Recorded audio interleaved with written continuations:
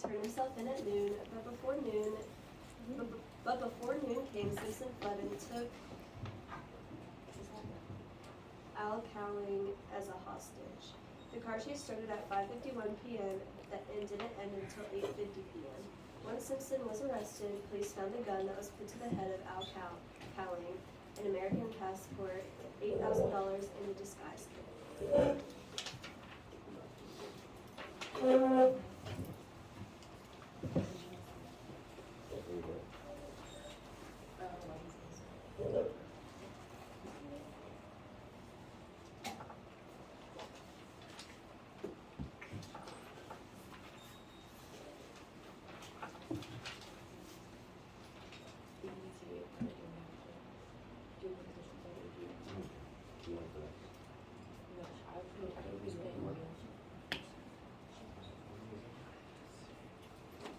Okay, so now we're gonna get into why OJ is innocent, because so far we've told you how we think it's Jason who did the crime instead of OJ. So there was no blood in his clothes hamper, there was no blood in his shower, no blood in his toilet, and no blood in his bathroom. I'm referring to OJ, by the way. But there was blood on OJ's socks in front of his bed that had a blood drop from his own blood and also blood from the coat.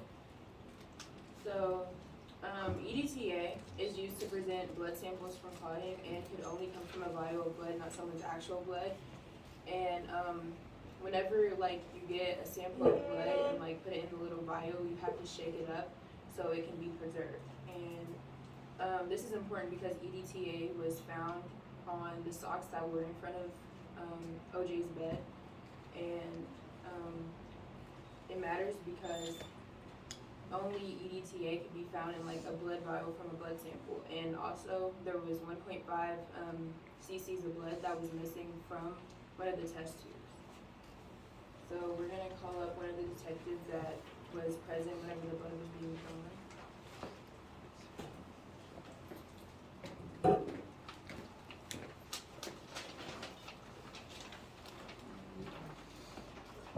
Okay, Mr.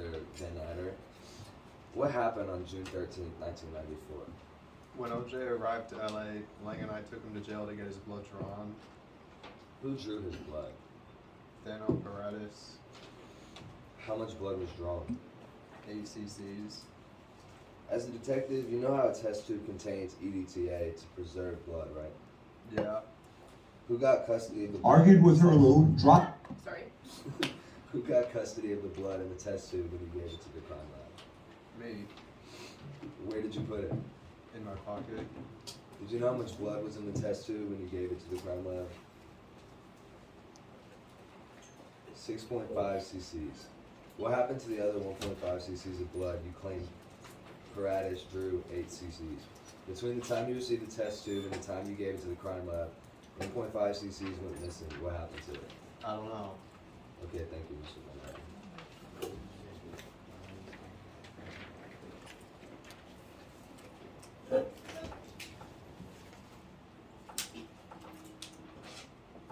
So I'm just gonna state that there is bias within the process as well. Everyone within the process strictly wanted OJ to be responsible for the murders, and there were barely any efforts to investigate anyone else, especially Jason. And this is LAPD stating that Simpson was never interviewed. Jason Simpson was never interviewed, and he refused to cooperate, which gives red flags. So he only gave an alibi, of course, which was he was cooking for 200 people, and there's some inconsistencies with that. And so last time we did a few interviews and testimonies with people. Jennifer Green, which was his girlfriend, as well as Carlos Ramos, his co-worker, states that they left the restaurant at 9:30, but Jason claimed that they left at 10:30. And like I said, he also claimed he was cooking for 200 people, but his co-worker said that that is not possible for a Sunday night. Jason also claimed that Jennifer picked him up in his car and they drove to her apartment to drop her off. But Jennifer claims that he stayed at her apartment until 11 p.m., which she could possibly be covering up for Jason. And as mentioned before, OJ happened to hire a top attorney for Jason the day after the murders occurred. So now we're gonna go into the cover-up and what we think really happened, because although we have an official timeline, no one knows exactly what happened in between, like, all of this. So we're gonna state what we think, and before we do that, we're gonna show this picture of them, and just like you can see, everyone else is smiling except them two, and it's just like his hands are folded, they look uncomfortable. Just, yeah. So now here's what we think really happened. And after this video, we're gonna explain OJ's Possibly could have part. taken Jennifer Green, argued with her a little, dropped her off, and in the 15 minutes it takes to go from her place or from Jackson's to Nicole's, he's getting madder and madder. As he pulls in the alleyway, there he sees Nicole's black Cherokee parked. He pulls beside it and gets out. As he comes through the back gate and approaches a door, he knocks on that door. Nicole thinks it's Ron Goldman. She opens the door, and standing there is Jason Lamar Simpson, and he's certainly not in a good frame of mind. And they may have gotten into a heated argument. And at that time, the verbal argument and the abusive language that may have transferred from one to the other caused Jason to lose it. With Nicole then slapping Jason and the rage sets in, they hear the gate open. He reaches for the knife and comes out to attack Nicole and comes down on the top of her head. She slumps unconsciously to the pavement, lying on her side. And all of a sudden, Ron Goldman hears what's going on. And he runs toward her, and next thing you know, he's pinned into an area. He has no knife. He has no way of defending himself. So he goes into a posture of karate, kicking up his foot and saying the words, "Hey, hey, hey," that were introduced by a witness in the trial. The hey, hey, hey would have been a great distraction technique to draw attention away from Nicole and bring it to Ron. I think then he approached and got closer to the threat, again trying to protect Nicole. Repeatedly, Goldman hits the assailant over and over, and that counts for the red marks on his knuckles. And once Ron Goldman has sustained nearly 27 stab wounds, he falls down, either dead or dying. And by this time, Nicole Simpson, who is not dead, not seriously hurt, is starting to come to, and the rage has set in to such a degree that the assailant feels in his own mind that he has no choice whatsoever but to kill Nicole. So that's when he puts his foot on her back, pulls her hair back, and cuts her throat 3 times with the same knife, nearly decapitating her, dropping her body and running out. And then as he does, the bipolar or rage disorder starts to dissipate. And he realizes, oh my God, what have I done? What have I done? As an investigator, I can picture it as Jason pulls out from Nicole Simpson's driveway after the murders. There were things going over in his mind. He had to make it back to Jackson's restaurant. He had to get rid of these bloody clothes. He had to pull his old time card and replace it with a new one. But more importantly than anything, the critical factor for Jason at this point would have been to call his dad. I need my dad. He'll know what to do. So after this, the cover-up kind of goes into O.J. Simpson showing up and finding the dead bodies of Nicole and Ron Goldman, and that is how he got the blood on his shoes. But as you can tell from our EDTA, that there was no blood anywhere else. So the cover-up, if he had blood on his shoes and then he ran home because he knew he would be the first person to be seen as a victim, and that his shoes were the only thing that could incriminate him. He got home and he took his shoes off and put them in this black bag, which then he got into a limousine and told the limousine driver that it was hot and rolled the window down, and then supposedly threw the black bag out of the window and into a field because he knew it was the only evidence that could incriminate him.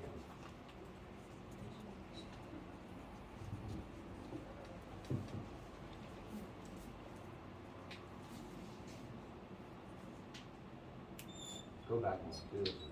Do this one. No, one more. 41. No, 41.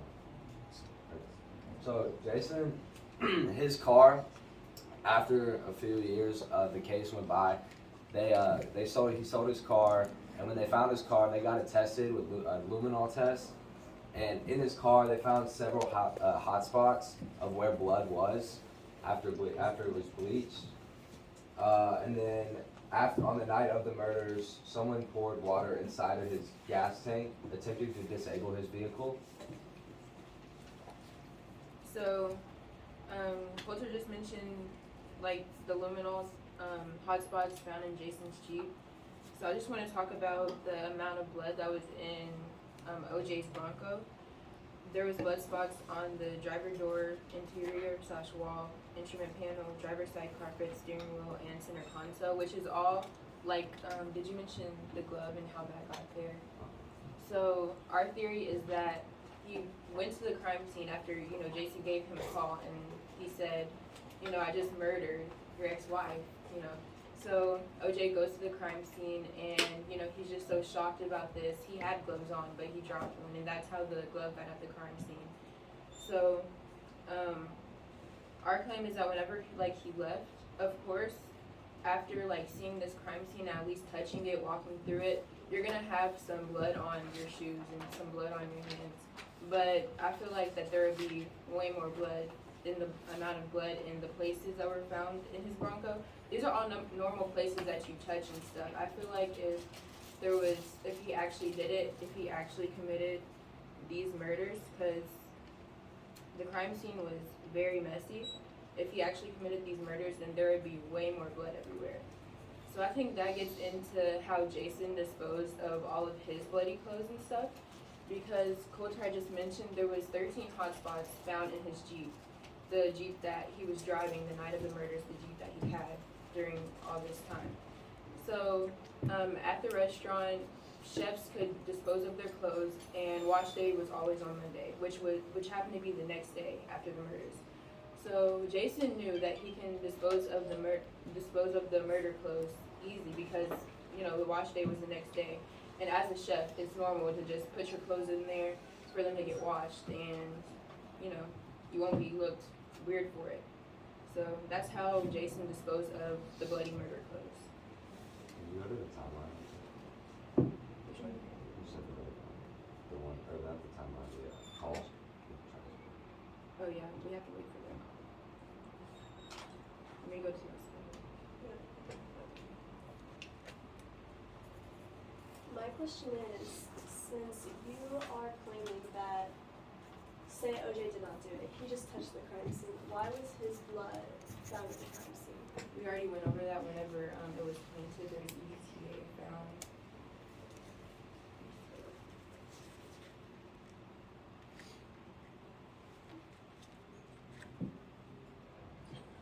But if you're saying it was painted, explain the cut on his hand. I mean, there's no explaining the crime in his hand. I don't know. Where do you say the blood was from?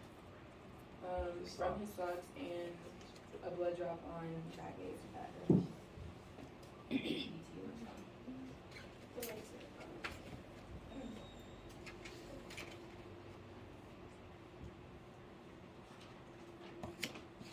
How much blood, just curious, was found at the crime scene? Of whose blood? Oh, yes. I'm not, do you know?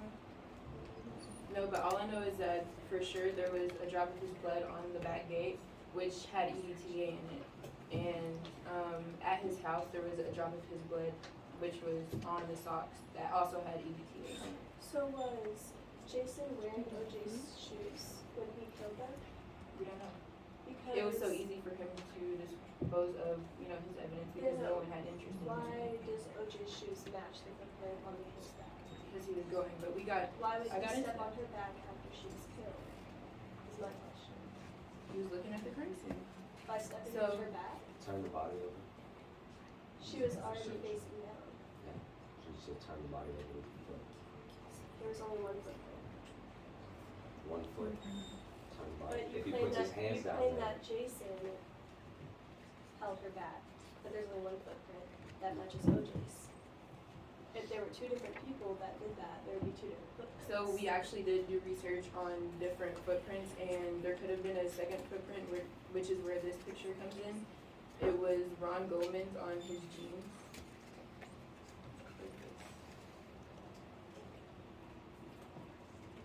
And it says that about right here's the footprint. I can highlight it right here, and it does not match the other shoes that were found. And also, looking at like the pictures, you can barely see any like clear footprints besides the one that they actually got.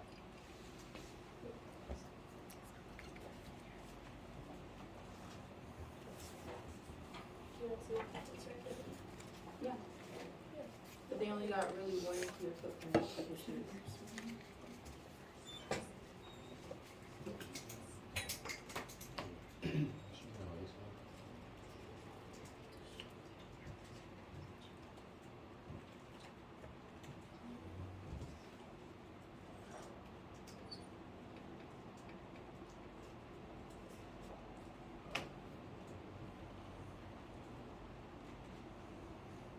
All of us were his footprints.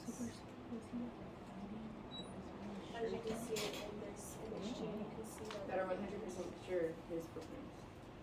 OJ's. found one. Those are OJ's. They match OJ's shoes. The Every footprint on single- Nicole's back. All of them. The footprint on Nicole's back matches OJ's as well. And that is OJ's glove. So how do we know that all of them? Because we know that they're footprints, but how do we know that all of them are matching his? Did they test every single one? Yes. So how do we know? Where's all the pictures? Because there's every single time you look it up, there's only one single picture that is used. That is clear enough to show that it is OJ's shoe. We might have found different evidence. Did you find Jason's shoes? We don't know what shoes he was wearing because he disposed of his evidence. Were there any other footprints?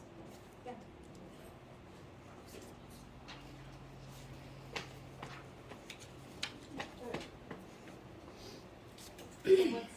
what's next? So, some arguments about some footprints, clearly pointed out by prosecution and defense rebuttal. Alright, what do you got next? Closing statement. Tell us about your closing statements. Okay. So, Jason had no real motive. The only motive that he had was that Nicole didn't go to his restaurant on the night of June 12th. Since he has rage, how would that equate to him murdering Nicole? He had a steady job that he kept for a long time. He was doing well at that job. Even if he was off his medication, how would someone simply not showing up to his restaurant equate to him murdering her and then murdering an innocent man? OJ, on the other hand, had all the right motives to kill Nicole. He was upset about the divorce and her moving on from him. He was no longer able to control Nicole, and that was the whole basis of their relationship. It started off with Nicole being scared and financially tied to OJ by the prenup. When Nicole was finally able to leave the marriage, OJ no longer felt in control and needed to regain it. The only way he sought to regain his control was by killing Nicole. In his mind, if he couldn't have her, then no one can have her. Ron Goldman, however, was a different story. He was simply being a good friend by returning Nicole's glasses. While arriving to Nicole's house, Ron Goldman witnessed OJ murdering Nicole. Instead of letting Ron go, OJ decided to get more blood on his hands by killing Goldman. On that night, June 12th, 2 children lost a mother and Ron Goldman's parents lost a son.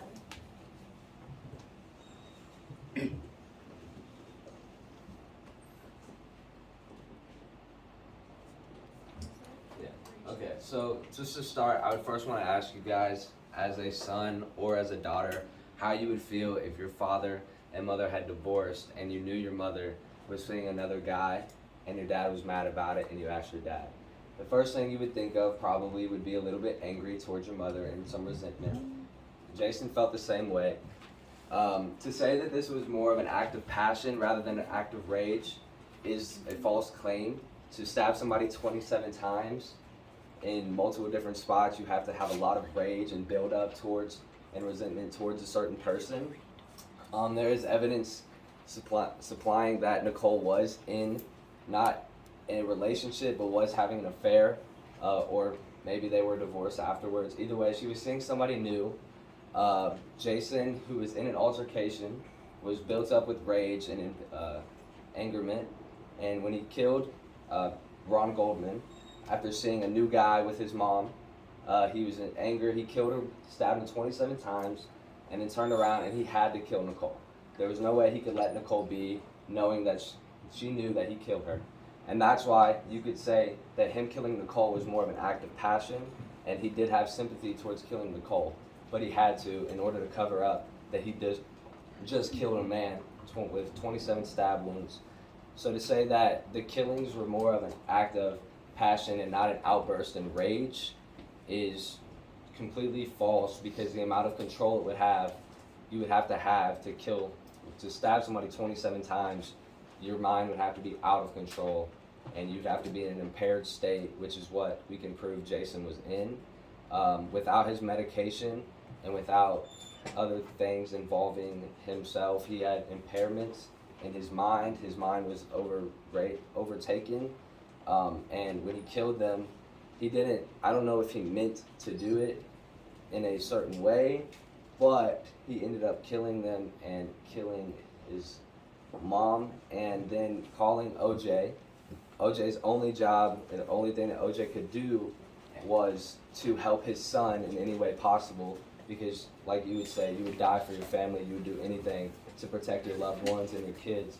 So OJ's first reaction, as you guys could see, was to call the top attorney in the state.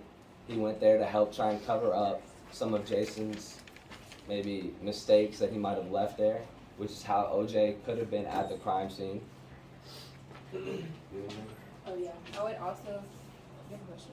Oh no, Oh, sorry. My bad. I would also like to add how messy like the crime scene was. I feel like only that could happen in an act of rage. I mean, like, of course, if you're gonna kill someone in an act of rage, it's gonna be that messy. And also, if you have a rage disorder and you're off of your medicine, just imagine how bad that rage can be whenever, even if it seems little, something as little as your stepmom saying, oh, I'm not gonna come to the restaurant anymore. And not to mention, she said that she wasn't gonna go to the restaurant anymore that he works at because it was easier and cheaper whenever the cost of the restaurant were around the same. And also, she changed her mind last minute. It could have just made him mad. And he also said that he was really excited. The whole entire restaurant knew that she was coming. He was excited to see everyone. He finally felt like he could do something for everyone for once. And then for her to just change her mind last minute, that could have, just have been his final straw. Especially, like I said, as someone who had really bad rage, was off his medicine. Yeah. Why would Jason be so angry at Nicole if Nicole never actually raised him? Nicole did not have Jason. She was still his stepmom. She did not raise him, and you claim that this is an act of rage. Yeah. Why would he be so mad at someone? Well, I mean, that he has did a not rage raise disorder. him? We don't know what that feels like. OJ, you can see that he has a history of abuse, and you can see that this is not the first Don't they both have situation. histories of abuse? Don't they know arguing amongst each other? You talk to the jury. You can continue your statement. I'm just saying you can't talk to each other. But OJ, his mentality was that if he couldn't have Nicole, then no one could. He had control issues. He was abusive. He was very toxic. So I just wanted to contradict the fact that you were saying that Jason was so angry at someone that did not raise him that he committed this crime rather than OJ. And if we're calling this an act of rage, what's to say that OJ wasn't enraged when he found Nicole? Because he lost his control, he needed to regain his control. And all of this pent-up rage of not having control of Nicole, he finally lost it and sought to take his control out on the night of June 12th. And what's stopping him from taking it one step further than what he's already done? Defense, one more statement, and then we gotta go to the jury. Okay. So what I'm saying is that we don't know how a person with extreme rage would feel, and also trying to say that just because Nicole isn't exactly OJ's mom, doesn't mean that she wasn't in his life. Even though she is his stepmom, doesn't mean that they didn't experience anything together. Jason was 24 at the time of the murders. They probably had a lot of, connection together. Maybe even more than Nicole and OJ's actual kids that they had together. So, and also, like I said, Jason had a rage disorder. He had a known rage disorder, and he even had medicine for it. OJ didn't. And like I said, with someone who has a rage disorder, anything could probably tick them off, especially since they're not on the medicine. Okay, Madam Foreman, will you close